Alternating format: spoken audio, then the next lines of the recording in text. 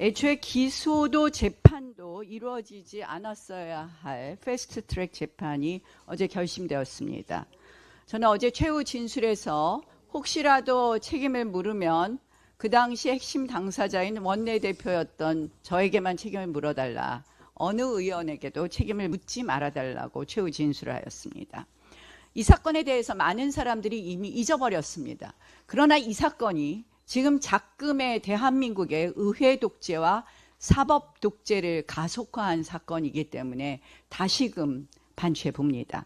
2019년 당시 민주당은 공수처법과 연동형 비례제 통과를 좌파 장기 집권을 위한 핵심 법안으로 판단하고 무리하게 강행했습니다. 공수처법이 뭡니까? 한마디로 문재인 정권의 하명수사처 그리고 문재인 정권의 면죄부 수사처를 만드는 거였습니다. 그 당시 노영민 비서실장과 공수처가 그렇게 좋은 제도라면 당신들 정권이 끝난 다음에 시작하도록 공수처 법안을 통과시키자는 나의 제안에 대해서 그들은 6개월 전에 문재인 정권 종료 6개월 전에는 반드시 공수처가 설치되어야 한다면서 그들의 속내를 드러냈던 법입니다. 연동형 비례제가 뭡니까? 내 표가 어디로 갔는지 또 표의 등가성도 확인되지 않는 표의 등가성의 원칙에도 반하는 반헌법적 법안입니다. 결국 연동형 비례제는 위성정당의 난립으로 보수정당이 절대 과반수의 정당이 되지 못하게 하는 애초에 좌파 장기 집권을 위해서 설계한 제도였습니다. 연동형 비례제가 위성정당 설립으로 누더기가 되었을 때 이것은 당연히 공소 취소되어야 할 사건이었습니다. 그러나 어쨌든 재판은 계속되었습니다. 결국 이 법안들은 헌법적 기본 질서를 침탈하는 법안이었습니다. 그런데 그때 당시에 또 다른 우리가 유의해서 볼 것이 있습니다. 무엇이냐? 패스트트랙에 상정하기 위해서 하루에 2명의 의원을 그 의사에 반해서 사보임했습니다. 오신환 의원과 권은희 의원을 강제로 사임시키고 그 자리에 다른 의원을 보임시켜서 패스트트랙에 태운 것입니다. 한마디로 의회 민주주의를 폐퇴시킨 사건이었습니다. 저희는 여기에 구호제창 그리고 철야 농성, 연자 농성으로 맞섰고 민주당은 갑자기 민주당과 국회의장은 바루와 해머를 반입하면서 한마디로 의회를 폭력장으로 만들었습니다. 여러분 보십시오. 바루와 해머를 들고 문을 뜯는 것은 민주당이었습니다. 이것을 지휘하는 박찬대 의원의 얼굴이 보입니다. 그런데 이 사건을 어떻게 이들이 호도했느냐? 저희는 이 문틈으로 들어온 바루를 압수했고 그 압수한 바루를 민주당의 폭력의 증거로 제시했습니다. 그 폭력의 증거로 제시하는 저의 사진을 나바루라고 명명하면서 한마디로 폭력 정당의 이미지를 저희 당에게 씌운 것입니다.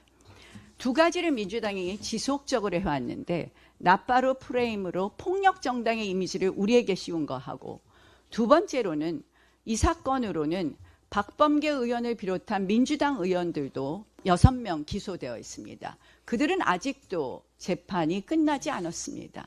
그들은 밥 먹듯이 재판을 연기했고 성실하게 재판받지 않았습니다.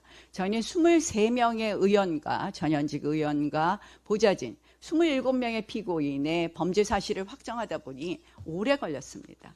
결국 한마디로 불성실한 재판은 본인들이 해놓고 우리한테 이렇게 뒤집어 씌웠습니다. 근데 이 사건의 의미가 뭐냐? 결국 지금의 의회 독재를 가속화하는데 이 사건의 기소를 활용했다는 것입니다. 작년에 국회의장과 법사위원장을 민주당이 모두 차지하는 그런 안건을 상정하려고 할 때 저희 중진 의원들이 의장실에 가서 항의했습니다.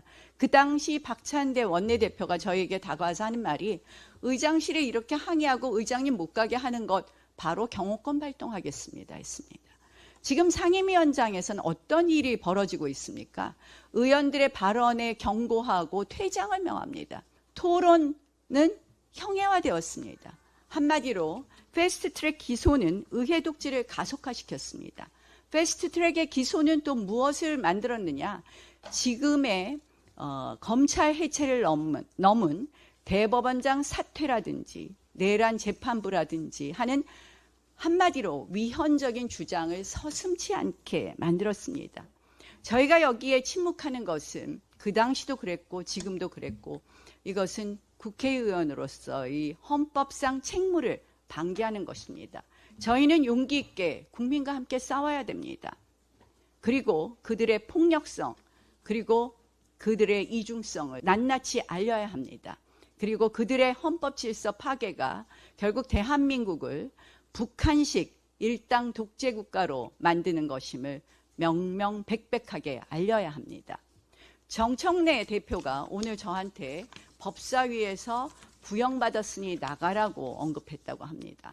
그 논리라면 대법원에서 피선거권이 박탈되는 유죄 취지 판결을 받은 이재명 대통령이 그 자리에서 내려와야 되는 것입니다.